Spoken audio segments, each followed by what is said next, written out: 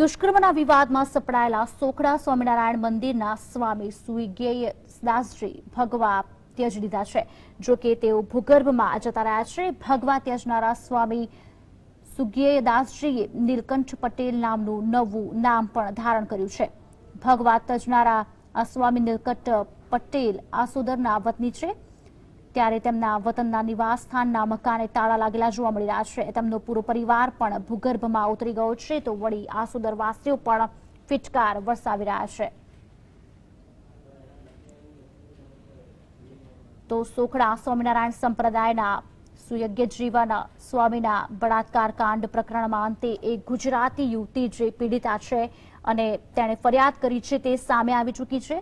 આ યુવતીએ આ સમગ્ર આક્ષેપને સાચા ગણાવીને તસવીરો પણ મોકલી છે, જે તસવીરોમાં કેટલીક તસવીર વાંધાજનક છે, જે દેખાડી શકાય તેમ નથી।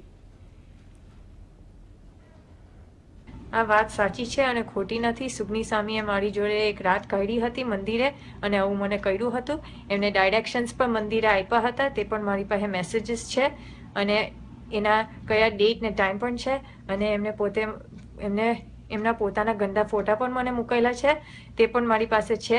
એમને ટેંગો એપ પર જ મૂકેલા છે અને એમને બીજા બધા મેસેજીસ પણ મને મૂકેલા છે, તે પણ મારી પાસે બધા છે ટેંગો એપ પર। એટલે આ વાત ખોટી નથી અને આ ખરેખર બનાવ